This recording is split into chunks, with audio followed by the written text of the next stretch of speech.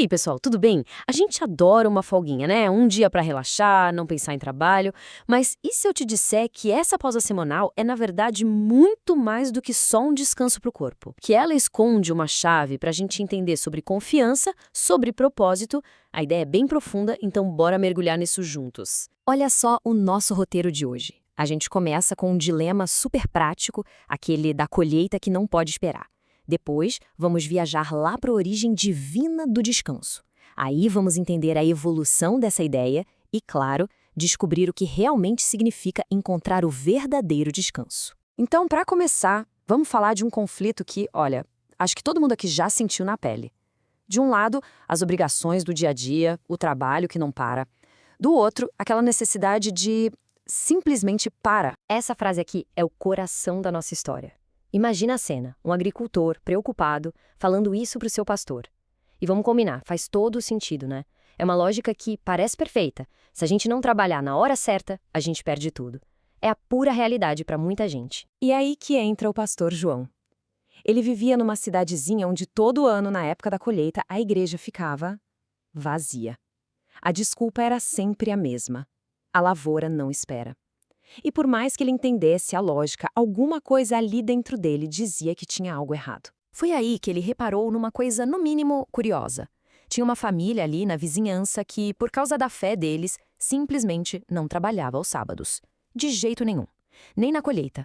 E o mais impressionante, a fazenda deles era linda, produtiva. Eles eram tão prósperos quanto todo mundo. Aquela pausa parecia não afetar em nada o resultado final. E isso, claro, deixou uma pulga atrás da orelha do pastor.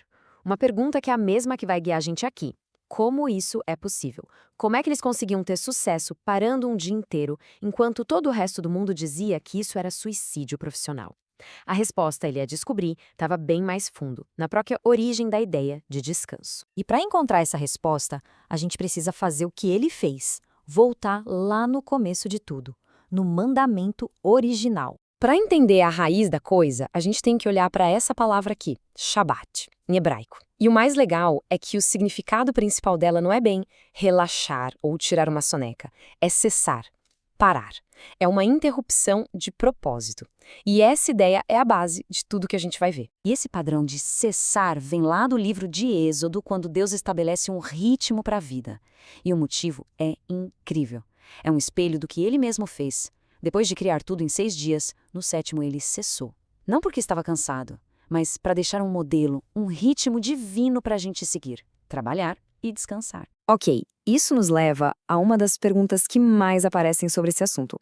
Tá, mas qual é o dia certo? É sábado, é domingo?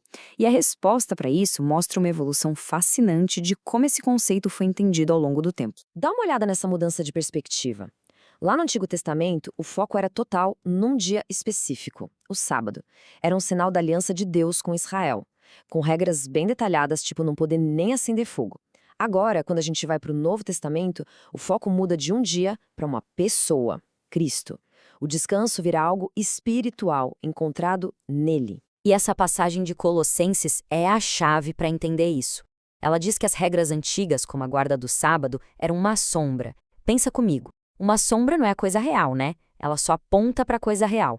E o texto diz que a realidade, o corpo que projeta essa sombra, é o próprio Cristo. Então, se a questão não é mais a sombra de um dia específico, e sim a realidade em Cristo, o que isso significa na prática? Para responder, a gente precisa entender o que a Bíblia quer dizer com santificar o dia. E aqui a gente descobre que o foco muda de não fazer algo para, na verdade, fazer algo. Mas vamos lá. O que é santificar um dia? É só não trabalhar? É ficar o dia inteiro sem fazer nada? Se não é só sobre ficar parado, é sobre que tipo de atividade então? A resposta para isso muda o jogo. E aqui, a definição de Martinho Lutero é simplesmente genial. Ele diz que santificar o dia não é esvaziá-lo de atividades, mas preenchê-lo com coisas santas. Ou seja, o foco não é no que você para de fazer, mas no que você começa a fazer. Ouvir, meditar, se conectar com Deus. Na prática, isso se traduz em ações que têm um propósito, que nos realinham espiritualmente. Como a gente vê aqui, são coisas que nos conectam com a comunidade, com a fé, com a palavra. A ideia é se reabastecer de verdade e não só esvaziar a agenda. E com tudo isso em mente, a gente chega agora no ponto mais alto, no propósito final. Porque esse descanso de um dia na semana é, na verdade, um grande outdoor apontando para algo muito, muito maior. Pensa nesse descanso semanal como se fosse um trailer de um filme. Ele te dá um gostinho, uma prévia do que é o descanso de verdade. Mas o filme completo, a experiência real, é o descanso espiritual, que, segundo a fé cristã, a gente só encontra em Cristo. É um lembrete físico de uma realidade muito mais profunda. A ideia central é que o nosso maior cansaço, a carga mais pesada que a gente carrega, não vem do trabalho, vem da culpa dos nossos erros.